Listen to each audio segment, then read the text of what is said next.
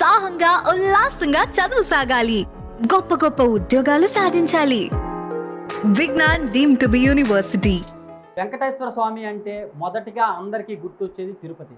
అయితే తిరుపతి తర్వాత స్వయంగా స్వామివారు వెలిసినటువంటి ప్రాంతం ఏదైనా ఉంది అంటే శ్రీకాకుళం జిల్లా పొందూరు మండలం రాపాక కొండపైన స్వామివారు వెలిశారు.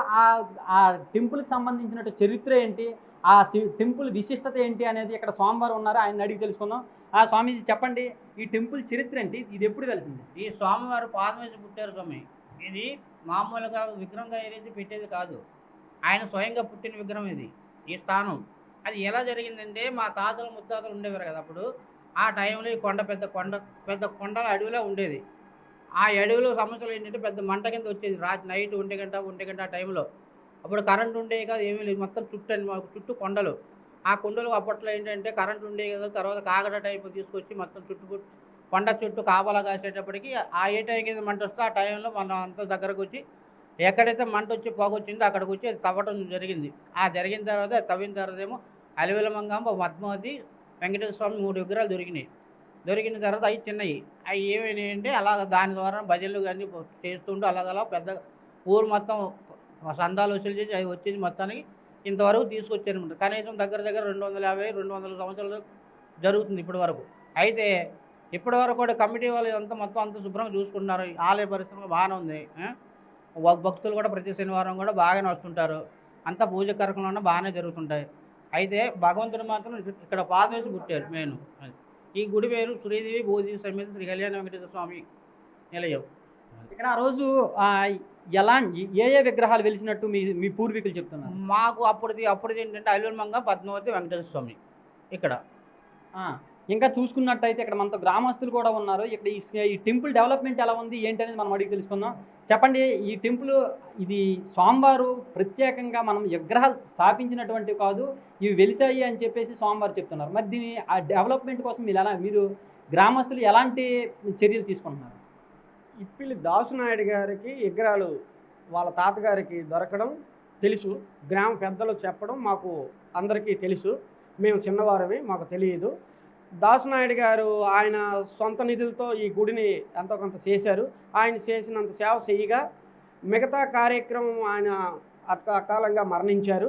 ఆ తర్వాత ఈ కార్యక్రమం చేయడానికి ఇబ్బంది పడుతుంటే గ్రామస్తులు ఒక కమిటీగా నిర్మించుకొని గ్రామ పెద్దలందరం ఇక్కడికి వచ్చి ఎవరికి తోచినంత సాయం చేసి ఈ గుడిని ఎలాగైనా ముందుకు తీసుకెళ్ళాలని అందరూ గ్రామస్తులు తలా ఇంటి నుండి, ఇంటికో పువ్వు అయితే ఈశ్వరుడికి ఒక దండ అన్నట్టు అందరి సహకారాలతో ఈ గుడిని మళ్ళీ పూర్వ వైభవంగా నడిపించడానికి ముందుకొచ్చారు.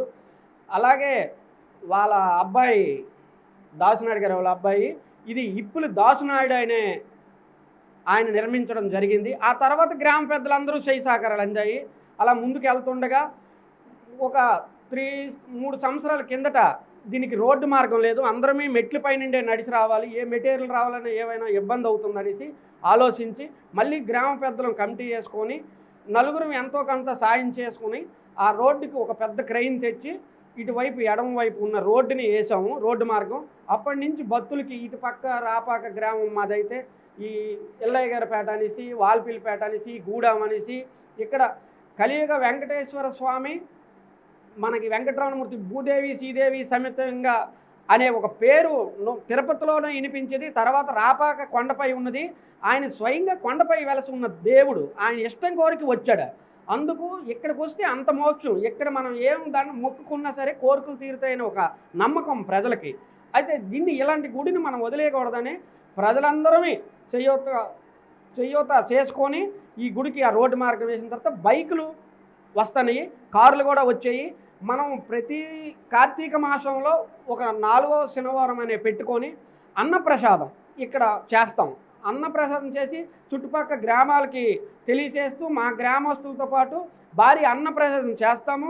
మాకు వీలైన ఇప్పుడు నాటికాలు, సంగీతనామాలు దాసునాయుడు గారు అప్పుడు నడిపేవారు, ఇక్కడ యాత్ర కూడా జరిగేది.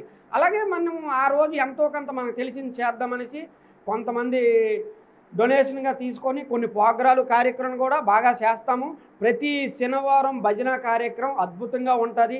ఈ కీర్తన గ్రామంపై పడుతుంటే భక్తులు ప్రజలు వింటారు, ఆహా వెంకటరమణమూర్తి గారి భజన అవుతుంది.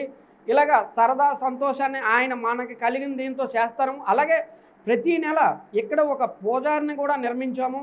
ఆ పూజారికి నెలకి ఎంతో కొంత జీతభత్యాలు ఇవ్వాలి కదనంటే మళ్ళీ ఒక కమిటీని నిర్మించుకొని ఆ కమిటీలో మన వండన అప్పన్న మేస్టారు గారు, మళ్ళీ అప్పన్న మేస్టారు ఆధారంలో ఇంకా మిగతా పెద్దలందరూ తల ఒక 100 రూపీసో 200 రూపీసో తీసుకొని ఆయనకి జీతభత్యాలు నెల వస్తోడికి ఆ పంతులు గారికి ఇవ్వడము, అలాగే ముందుకు తీసుకెళ్తాము.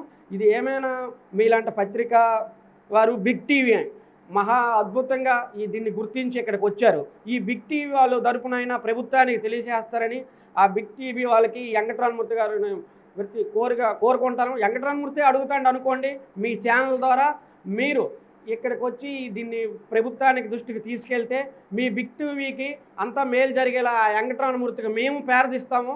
మా నుండి ఇది ప్రభుత్వానికి తెలియజేసి ఇది అభివృద్ధి నడిపితే తిరుపతి దేవస్థానం అంత గొప్ప దేవస్థానం మీరు ఏమైనా ముందుకు తీసుకెళ్తే ప్రార్థించుకుంటాను. మేము ఆ కుటుంబ సభ్యులుగా ఇప్పుడు దాసనాయుడు గారు వాళ్ళ కుటుంబ సభ్యులుగా నేను ఇందులో ఒక నెంబర్గా ఉన్నాను. ఈ కమిటీలో నాకు తోసిన సాయం చేస్తాను. మీకు తోసిన సాయం మీ ఛానల్ ద్వారా చేస్తారని రాపాక ప్రజల తరఫున కోరుకుంటున్నాను. చూస్తున్నారు కదా, ఈ టెంపుల్ ఏదైతే ఉందో ఇక్కడ వెలిసిన స్వామివారు ఎవరైతే ఉన్నారో ఆ స్వామివారు ప్రత్యేకంగా ప్రతిష్ఠించింది కాదు. స్వామివారు ఇక్కడ వెలిశారు, స్వామివారు ఈ ప్రాంతాన్ని కోరుకున్నారు. స్వామివారు ఇక్కడ వెలిశారు కాబట్టి ఈ ప్రాంతం అభివృద్ధి చెందాల్సి ఉందని చెప్పేసి అంటున్నారు. ఇది అభివృద్ధి చెందితే భక్తులందరూ ఇక్కడికి వచ్చేటటువంటి అవకాశం ఉంటుంది. తిరుపతి తర్వాత అంత గొప్ప చరిత్ర ఉన్నటువంటి ఈ టెంపుల్ ఖచ్చితంగా డెవలప్ అవ్వాలి అని చెప్పి భక్తులు కావచ్చు, లేదంటే ఆ దాసనాయుడు ఫ్యామిలీ ఏదైతే ఉందో వాళ్ళందరూ కోరుకుంటున్నారు. కెమెరామెన్ నాగరాజుతో షణ్ముఖ్, బిగ్ టీవీ, శ్రీకాకుళం నుంచి.